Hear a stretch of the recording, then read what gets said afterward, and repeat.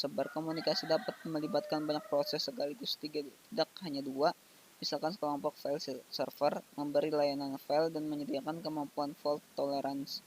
Pada sistem fault tolerance, klien mengirim pesan ke semua server untuk menjamin layanan oleh satu server. Contoh aplikasi sistem operasi terdistribusi ialah sistem Linux.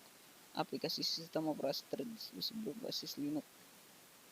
Contoh sistem operasi terdistribusi ialah Amoeba Virtual University. Amoeba adalah sistem berbasis mikrokernel yang tangguh dan yang menjadikan banyak workstation personal menjadi satu sistem terdistribusi secara transparan. Tidak terlihat. Seperti yang ada di gambar ialah gambar desain sistem operasi Amoeba.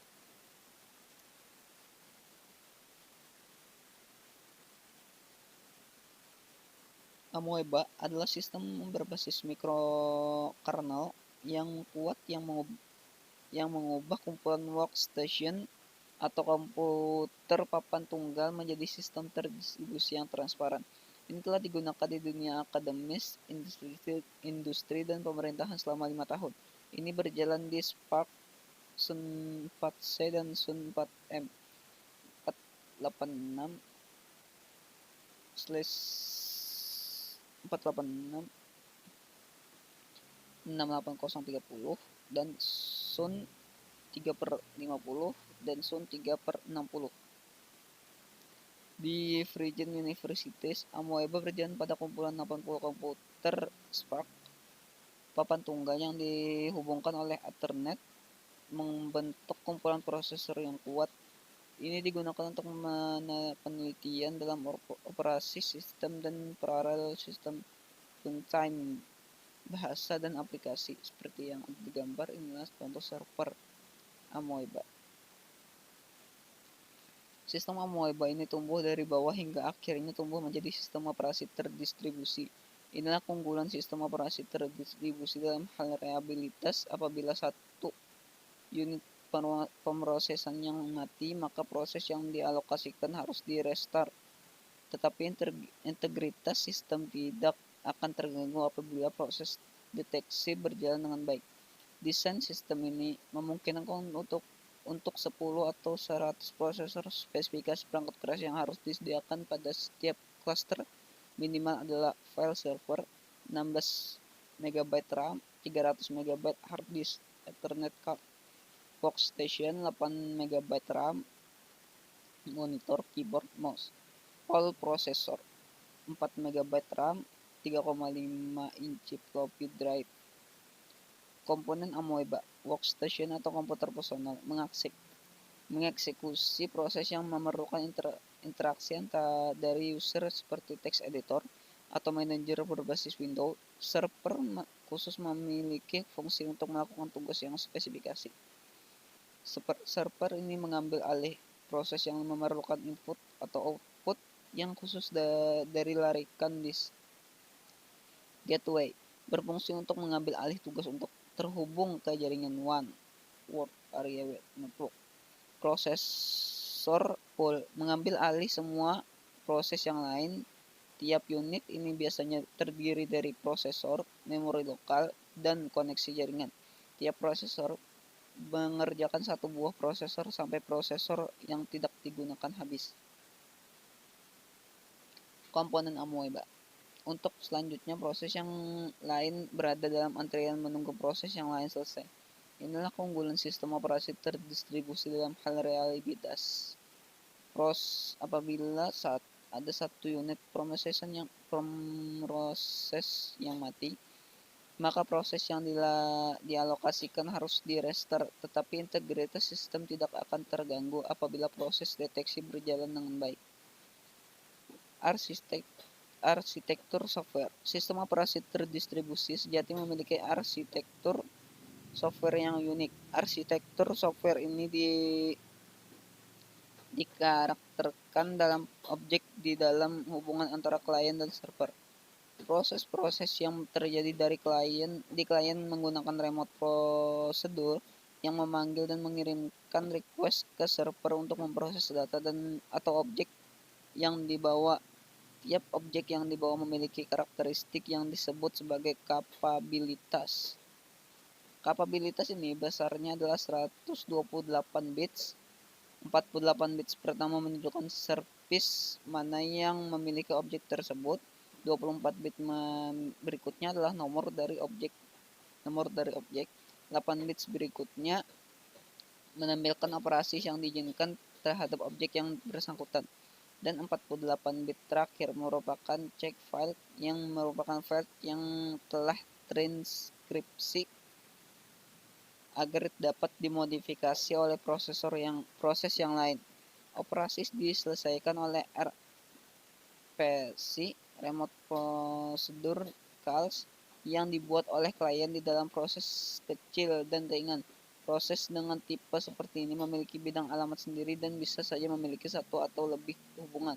Hubungan ini ketika berjalan memiliki program counter dan stack sendiri, tetapi dapat saling berbagi kode dan data antara hubungan lain di dalam proses. Manajer berkas. Dalam sistem operasi terdistribusi, ini sistem berkas dipetakan dengan baik dengan berorientasi pada objek yang ada dan kapabilitas. Hal ini akan menjadi berkesan abstrak, terutama untuk kelas pengguna. Ada tingkatan yang lebih ekstra dalam pemetaan berkas yang ada, mulai dari simbol, pengurutan nama, patch, dan kapabilitasnya. Melalui sistem ini, objek lokal tidak ada bedanya dengan objek publik. Dalam sistem ini, ada semacam tingkatan akses yang sebenarnya mirip Unix. Setiap user dan grup memiliki hak akses yang berbeda pada setiap berkas atau folder yang ada pada sistem operasi terdistribusi. Dalam implementasi sistem amoeba, hak akses yang dimiliki pengguna terbatas pada hak baca file tulis atau membuat file dan hapus file. Dengan hal ini, maka keamanan server dapat terjaga. Pelayanan terhadap direktori yang ada dibuat sangat ketat dalam hal keamanan. Bahkan dibuat semacam kode acak yang akan menyandingkan file tersebut hingga tidak mudah dibaca oleh siapapun. Kode penyandingnya akan digunakan lagi oleh sistem untuk mengambil file seperti semula kepada user. Kode ini hanya akan diberikan kepada pemilik file tersebut. Jadi ketika user mengakses file atau berkas yang bersangkutan, maka kode penyandi akan dibuat oleh sistem agar pemilik file dapat membacanya. Dalam sistem operasi sistem terdistribusi yang sejati, tiap proses berada pada alamat segmen-segmen dan virtual. Proses-proses ini dapat memiliki lebih dari satu hubungan. Kaitan-kaitan ini dialokasikan ke prosesor sampai semua prosesor habis digunakan.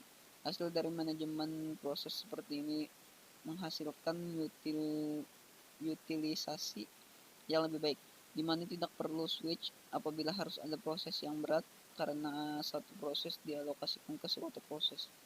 Proses memiliki dua macam keadaan, yaitu proses sedang berjalan atau sedang stunted. Stunted terjadi bila proses masih ada tetapi tidak melakukan eksekusi apapun, atau sedang dalam proses debug. Pada keadaan ini, karena memberitahui komunikator kernel yang lain adanya proses yang dalam keadaan stunted, kernel yang lain tersebut berusaha berkomunikasi dengan proses itu sampai proses di kill atau proses tersebut berjalan kembali. Debugging dan migrasi pada proses ini setelah adanya stunning. Kelemahan di sistem operasi terdistribusi. Perawatan tiap klaster yang sangat sulit. Selain itu juga boros daya karena harus menghidupkan banyak CPU, membutuhkan jaringan berkecepatan tinggi.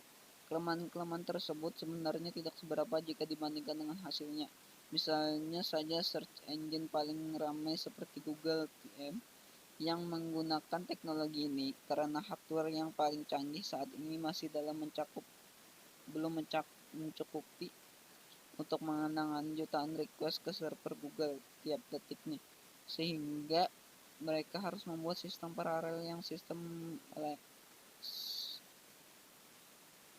mampu melayani keperluan tersebut. Selain itu, dalam dunia research juga diperlukan sistem ini, terutama untuk melakukan perhitungan-perhitungan yang tentu saja sangat rumit dan membutuhkan pemrosesan yang hebat dan cepat supaya dapat segera dicari hasilnya.